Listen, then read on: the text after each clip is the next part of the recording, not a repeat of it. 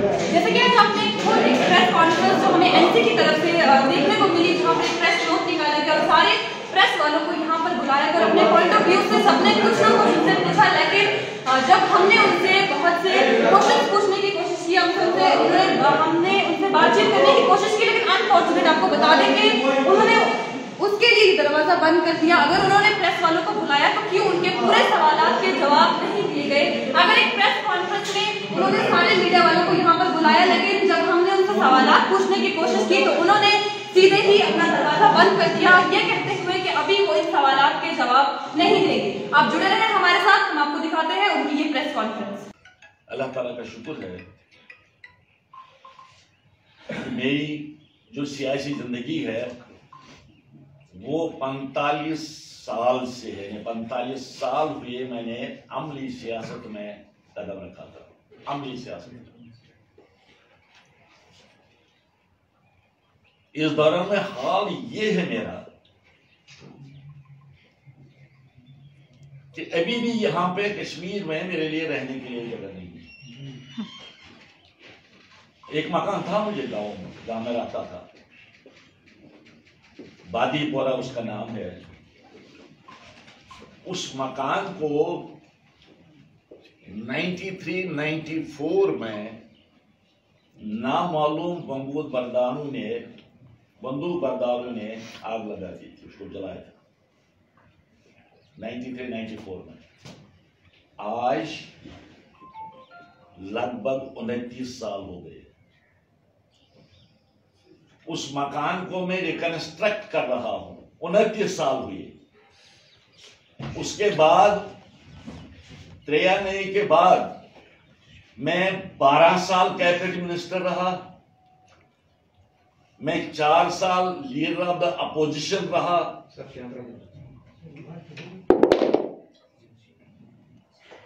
गोया 12 और 4 16 साल मैं कैबिनेट रैंक का मिनिस्टर रहा। और 12 साल के 16 साल में उसकी रिकंस्ट्रक्शन, उस जले हुए मकान की रिकंस्ट्रक्शन पूरी नहीं हो सकी।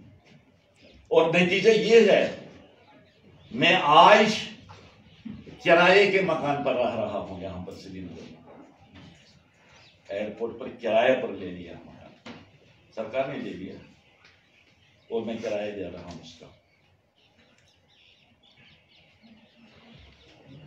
आप मुझे पूरे मुल्क में एक मिसाल बताइए, पूरे मुल्क में, मैं चैलेंज करता हूं। हम आपके बहुत ही शुक्रगुजार हैं कि आप शॉर्ट नोटिस पर यहां तशरीफ लाए और हमें मौका दिया कि हम कुछ बातों की क्लैरिफिकेशन आपके सामने रखें। आप में से कई लोगों ने सुना होगा कि आज सुबह किसी शख्स ने, जिसका नाम संदीप मावा है, उसने मेरे खिलाफ और मेरे कुछ साथियों के खिलाफ कुछ बेहुदा बातें कही।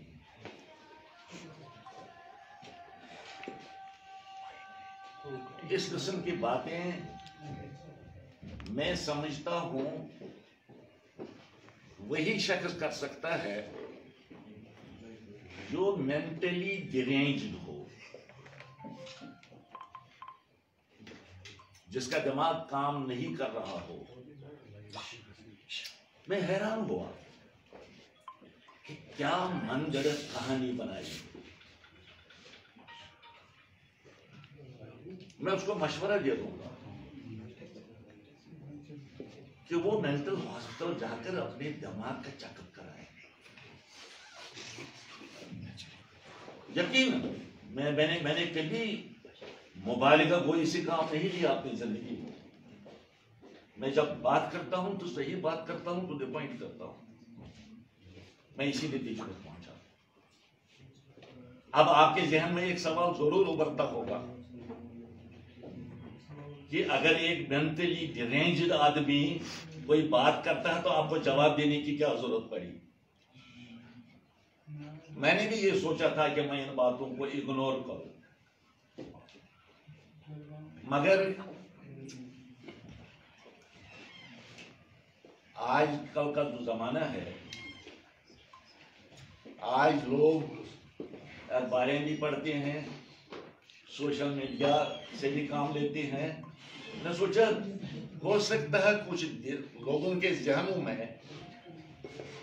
कुछ खदशात पैदा हो,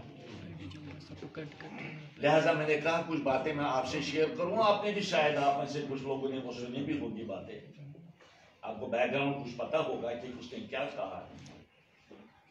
एक तो बहुत ही लंबी चौड़ी फिर थैंक यू सर।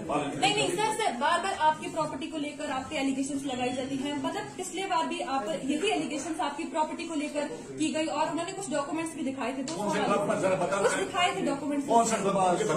सर सुबह वो बोल रहे थे इस नंबर पे ये मकान है।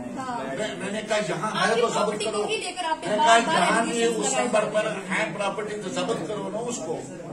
ये सीधी सी बात है। अगर गलत प्रॉपर्टी गलत तरीके से कहीं की है, जिसका उसने नंबर दिया, चाहे एजेंसी उसको जब्त करेगी, उसमें क्या मतलब ये आप बोल रहे कि ये झूठ है कि कोई प्रॉपर्टी नहीं है आपकी? कोई नहीं, नो प्रॉपर्टी।